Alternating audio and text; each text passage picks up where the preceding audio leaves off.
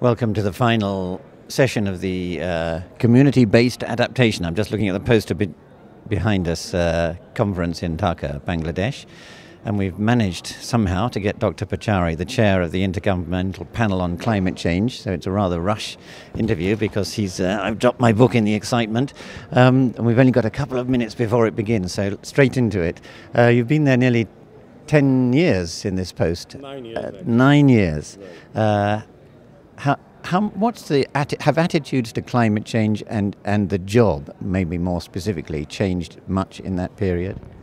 Well, this has been a period which in several respects has been very, very exciting.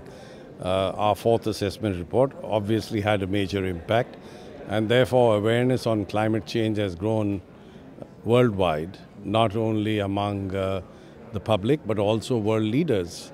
An indication of that is the fact that you had over 100 world leaders at Copenhagen. And on the 22nd of September in 2009, when the UN Secretary General had organized this high-level meeting on climate change, you had over 100 leaders who turned up for that. Now, all of this means that climate change and the science behind it has been subjected to very intense scrutiny, which we welcome. Because after all, science thrives under scrutiny and in an atmosphere of debate. It's been an exciting period, but there have been very sharp opinions which have been generated. We're speaking over the announcements, but can we still be heard? Yeah. What about adaptation? Has it risen up the agenda because of the failure to get hold of mitigation? Well, it certainly has risen up the agenda, but we haven't really come up with specifics on what needs to be done, either at the global level or even more importantly at the local level in different parts of the world.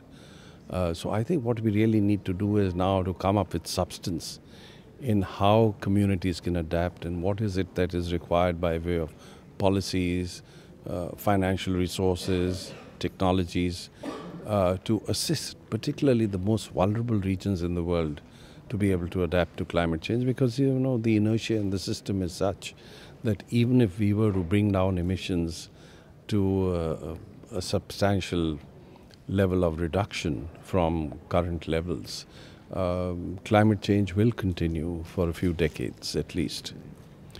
So adaptation is inevitable and rather urgent. And community-based adaptation, is that got a place, or will governments kind of keep hold of the reins, as it were? No, I think the initiative has to come from the grassroots level. It has to be community-based.